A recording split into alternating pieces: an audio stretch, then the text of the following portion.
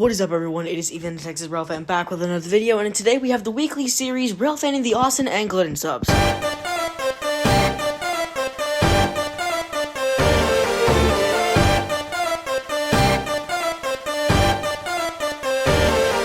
And in this time of the Austin and Glidden sub Railfanning, we have some special things that I got. Also, starting back, this was the first one that I got. I was with Train Sightings, we were hanging out. We decided to ride the Cat Metro from downtown to Crestview Station. So, let me cue the clips of the trains we got moving.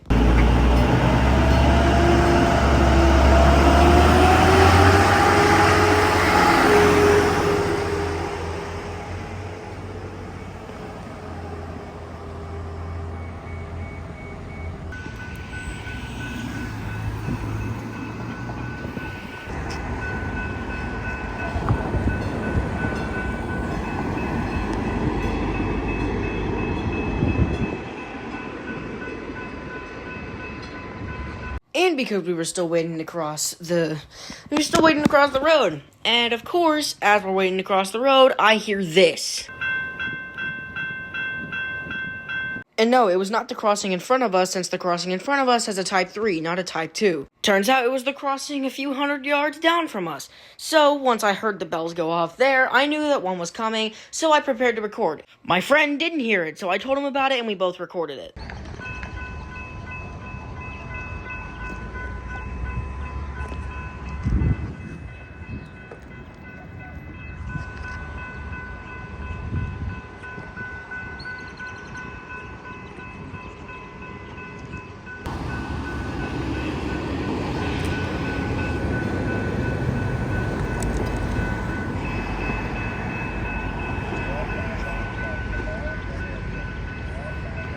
And being the foamers we are, we chased it to the station before it left.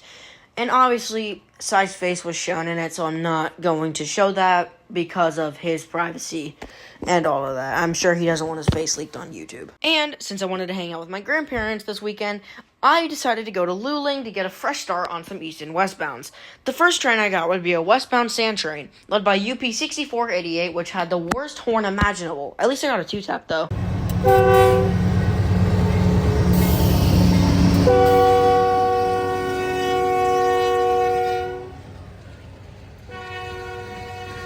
The next train that I would get would be an eastbound, led by an Ace and a 6-engine Consist, which was actually kind of decent. Let's roll the footage.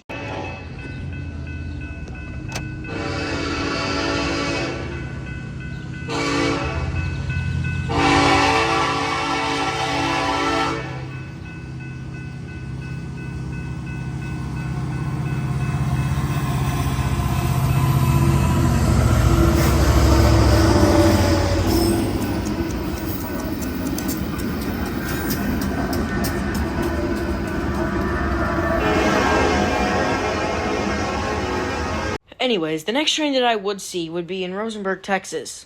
But I didn't just see one. Didn't see two, not three, but 4 trains. The first one that I got would be a southbound BNSF coal coming off the Galveston. But it wasn't just one train in Rosenberg. No. There were 2 at the same time. One of them was a BNSF manifest led by a solo ES44 AC, I think that's what it is. The number was 6766. And honestly, the BNSF coal train crew was really nice and they gave me a 2-tap.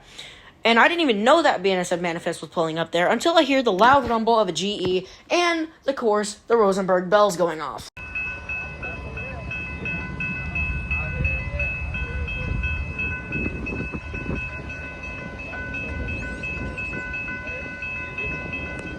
And since the gates were down, I decided to cross the road to where the crossing box was. And 30 seconds after I do that, guess what shows up? That BNSF coal train. I waved at the crew thinking that they wouldn't do a horn show, but reality, it scared me so bad when they did. Aces are loud, you know.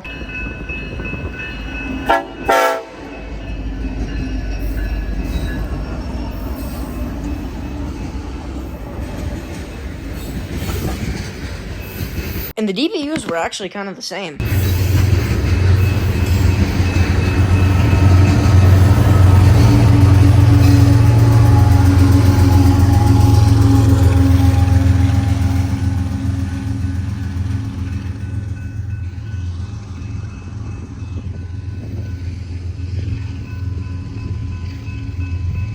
and then the manifest pulled forward.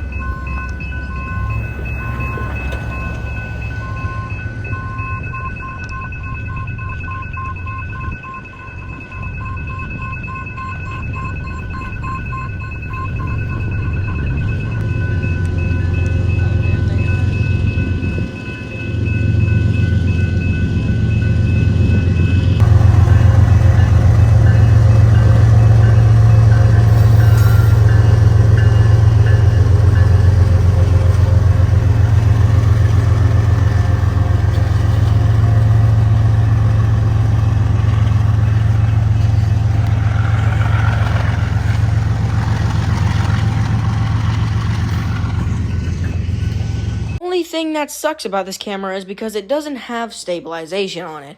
So I had to film with my shaky hands. That pan is really smooth though, in my opinion, besides the little jolts. But I didn't unmute it because it's just a regular DPU. Now the next train that I saw would be on the Tower 26 camera. And this one would definitely surprise me.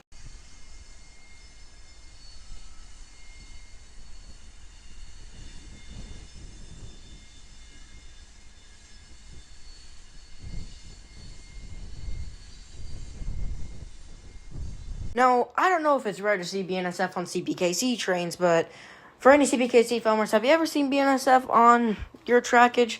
Anyway, I wanted to stay for that, but the issue is, it never came! But the next thing I would be seeing would be a CPKC ethanol train, which I got jump scared by while in the car.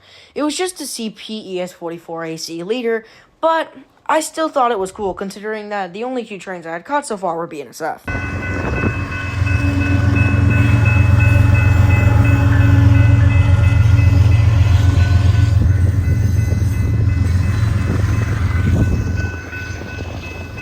DPU was really just an AC4400 CW. Now, once that CPKC ethanol train passed, I look over to see a flashing yellow diverging clear. Immediately after looking at that flashing yellow, I turned my head to see a GP40N headlight. I thought it was a KCS Jeep, but no, it was actually a UP GP40N 1464. I don't know what local this was, but I assume it's one that goes to Eagle Lake, because there is some sort of interchange there, I guess. But the conductor was really sick, and he gave me a wave. Perfect!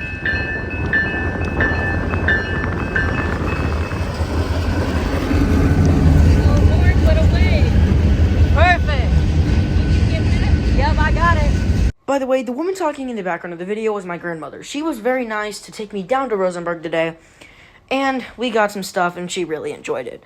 So, being the idiot that I was, I thought it was going to take the Rosenberg sub.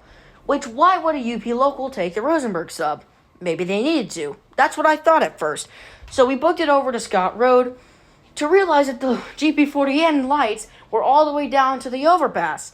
Which is, I thought that it was going to fly through. No, it didn't.